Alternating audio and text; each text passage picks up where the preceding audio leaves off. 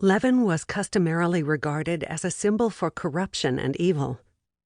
Jesus here employs it in a positive sense. That makes his use of the image striking and provocative. To compare God's imperial rule to leaven is to compare it to something corrupt and unholy, just the opposite of what God's rule is supposed to be. This reversal appears to be characteristic of several of Jesus' sayings, such as, "The last will be first, and the first last." The Fellows included the parable of the leaven in that small group of sayings and parables that almost certainly originated with Jesus. The seminar's goal of determining what Jesus said is a worthy one. Its concern to locate Jesus in his own historical context is similarly worthy. However, it is also essential to study that historical context. And here, all the good intention in the world cannot compensate for indigestible results. When heard in its own context, the parable of the leaven can be subversive.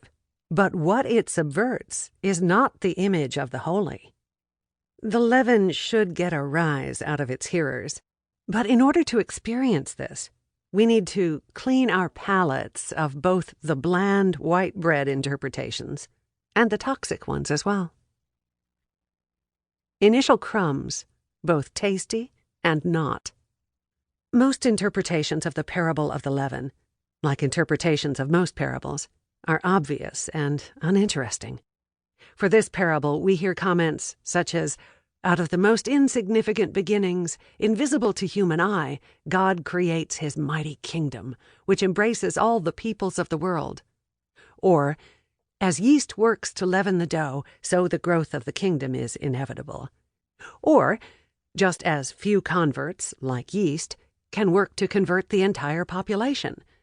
Or, "God's rule, like yeast, working in a hidden way, will pervade one's life, giving it a new quality."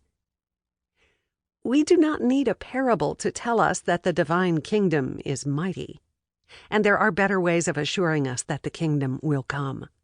Leaven is not, in fact, invisible. Leaven in antiquity is what we today call sourdough starter. Nor is it insignificant. It is essential for baking. The idea of the leavened dough as embracing all peoples creates for me a mixed metaphor in which I picture Stregonona's spaghetti pot overflowing into the streets and choking the population. The idea of the divine rule as permeating one's life is good, albeit with an individualistic focus that runs contrary to the concerns of Jesus as best as they can be determined, given his interest in community. Nor does the reading give any sense of either what this internal rule is or how it manifests itself.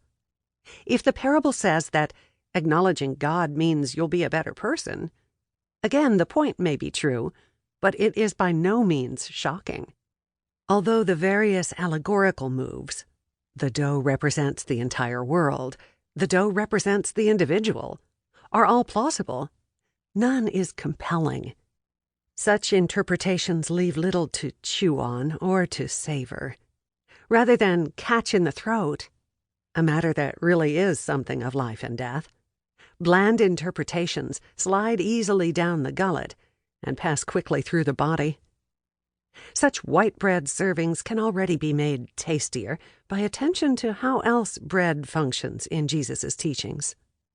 "Give us this day our daily bread," the phrase from the Lord's Prayer or the Our Father, Matthew chapter 6, verse 11, confer Luke chapter 11, verse 3, speaks to several Jewish concerns, from the view that, as God fed us in the wilderness with manna, Exodus chapter 16, Numbers chapter 11, Deuteronomy chapter 8, so God will continue to provide for our needs, to the image of the world to come as a giant banquet in which people will come from east and west, from north and south, and will eat in the kingdom of God.